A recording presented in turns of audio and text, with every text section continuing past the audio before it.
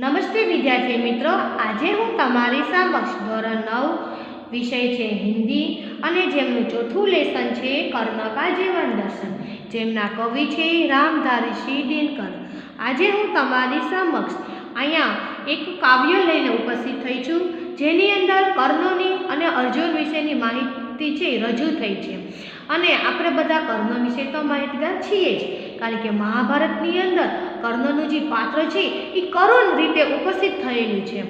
આજે આપણે અહીંયા એના ચરિત્ર વિશે થોડીક માહિती મેળવશું। वैभव विलास की चाह नहीं, अपनी कोई परवाह नहीं, बस यही चाहता हूँ केवल दान की देव शरीता निर्मल, करतल से झरती रहे सदा, निर्धन को भरती रहे सदा। तू छे राज्य क्या है केशव, पाता क्या नर कर प्राप्त वैभव, चिंता प्रभुत अत्यल्प हास, कुछ चाकचिक्य कुछ क्षण विलास। अहियां शू कहे छे आपणा कवि कि कर्ण श्री कृष्ण से कहता है कि उसे धन दौलत किसी की भी चाह नहीं है, उसे किसी भी सांसारिक सुख की धन दौलत की चाह नहीं है, भोगने की इच्छा भी उसे नहीं है, वह अपने जीवन की परवाह भी नहीं करता। वो क्या चाहता है तो कि वो चाहता है कि उसके हाथ से એટલે કે हाथ से उसके हाथ से केवल दान એટલે કે दान देने की जो शरीरता है, जिस प्रकार नदी का पानी बहता है उसी भांति कर्ण करता है कि उसके हाथ से दान हमेशा पानी की तरह बहता रहे और दूसरों को देता रहे, निर्धन को सुखी बनाता रहे। એટલે કે वैभव पाकर मनुष्य को क्या मिलता है, वैभव पाकर मनुष्य को क्या मिलता है केशव, जिस राज्य का आप मुझे प्रलोभन दे रहे हो, जिस राज्य का आप मुझे प्रलोभन दे रहे हो वो तो बहुत तुच्छ यानी कि मामूली राज्य है, मामूली वस्तु है। वैभव पाकर किसी को क्या मिला है, उसके बदले में चिंता, उसे ढेर सारी चिंताएं प्राप्त हुई है और नाम मात्र की एक हंसी खुशी प्राप्त होती है। तो ऐसे राज्य को पाकर मुझे क्या मिलेगा, पर वह भी यही गवाना है, कुछ साथ नहीं ले जाना है। जो पर ये सारी चीजें मुझे यही सभी को यही गवानी यही छोड़नी पड़ती है, पर साथ में चलती है तो क्या, तो कि अपने हाथों से जो दिया हुआ दान है ना उसका पुण्य हमारे साथ चलता है। मुझसे मनुष्य जो होते हैं कंचन का भार न धोते हैं, पाते हैं धन बिखराने को, लाते हैं रतन लुटाने को। शू कहे हे कृष्ण, उसके जैसे मनुष्य सोने का भार नहीं धोते, वो तो हमेशा दान देते हैं।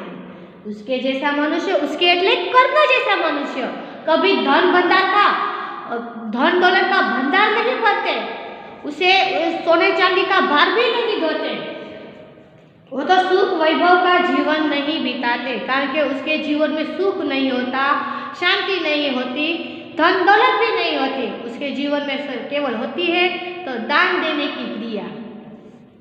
पाते हैं धन बिखराने को, लाते हैं रतन लुटाने को। वे लोग बांटने के लिए धन का संग्रह करते हैं, धन की प्राप्ति करते हैं, उनकी वस्तु लोगों में बांट देते हैं। जग से न कभी कुछ लेते हैं, दान ही हृदय का देते। वो जगत से कुछ भी प्राप्त नहीं करते हैं तो अपने हृदय का दान वो दूसरों को अर्पण करते हैं। प्रासादों के कनभाव शिखर होते कबूतरों के ही घर, महलों के गरुड़ न होता है, कंचन पर कभी न सोता है, बसता वह यही कहीं पहाड़ों में, सेलों की फटी दरारों में, होकर समृद्धि सुख के अधीन, मानव होता नित तपस्विन। अहियां शू कहे छे कवि रामधारी सिंह दिनकर कहते हैं प्रासादों के कनकाव એટલે શું કહે છે કે સોને जैसे कनकाव એટલે કે सुनहले અને मीनिंग થાય सुनहले કે सोने जैसी चमक दमक का उसे कोई भी मन उसमें नहीं लगता है।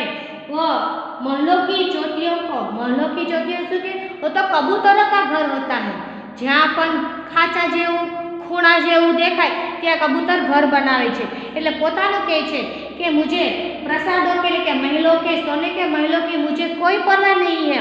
वो उसके जो दरार होती है कबूतरों के घर बनने के लायक होती है।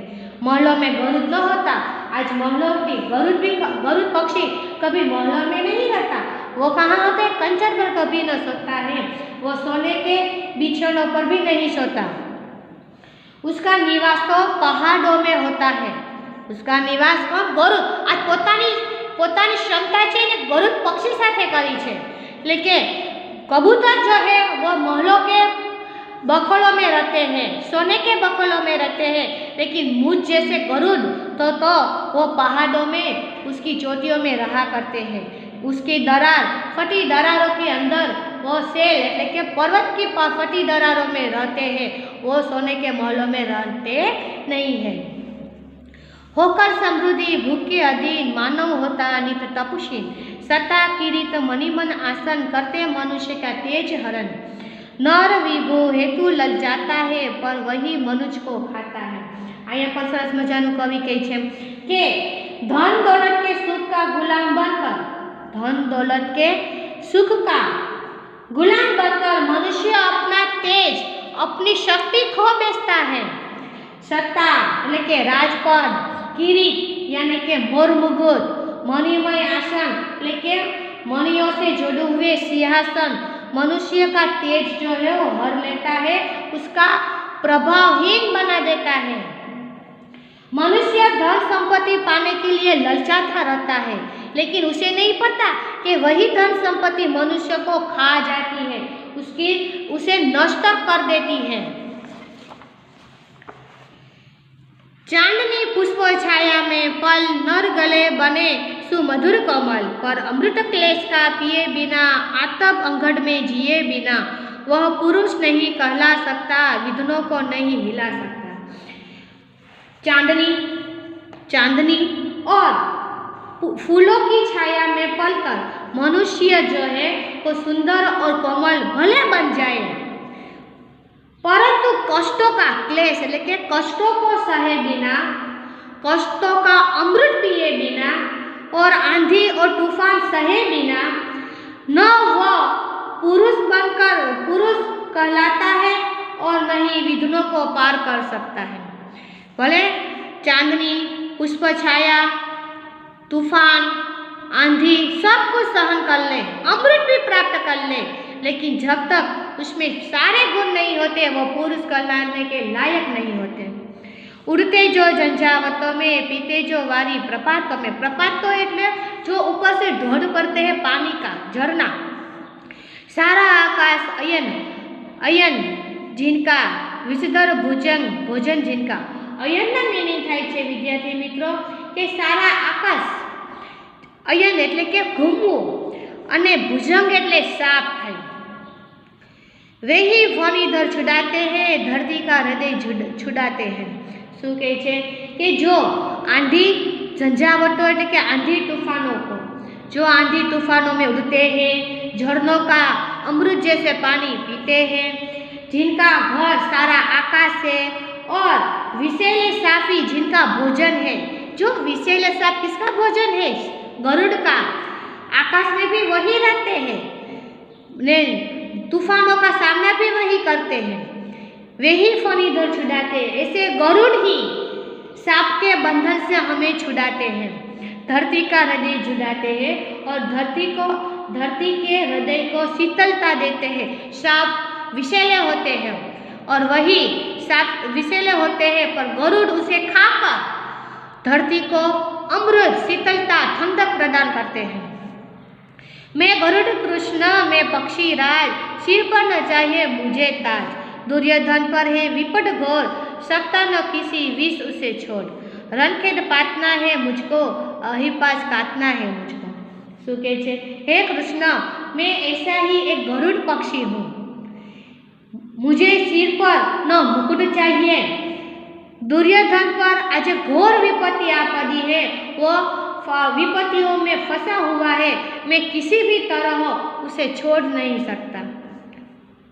मुझे तो युद्ध क्षेत्र में उतरना ही पड़ेगा और अहिपास और दुर्योधन के नागपाश को काटना ही होगा। जिस प्रकार राम और लक्ष्मण जब नागपाश में फंस जाते हैं और गरुड़ पक्षी वहाँ आकाश में से आकर अपने चोंच से उसे सांप को खा जाते हैं और दोनों को शुद्ध बनाते हैं। उसी भांति कहते हैं कि अभी दुर्योधन हो वो सांपों में विता हुआ है और उसे काटने के लिए मुझे रण मैदान में युद्ध क्षेत्र में उतरना ही होगा। मैं जानता हूँ कि दुर्योधन है वो गलत है, अधर्म के पक्ष में मैं युद्ध कर रहा हूँ, फिर भी मुझे उसके जो मित्रता का ऋण है वो अपनी जान देकर भी चुकाना पड़ेगा। विद्यार्थी मित्रों, હું મારું લેસન અહીં પૂર્ણ કરું છું।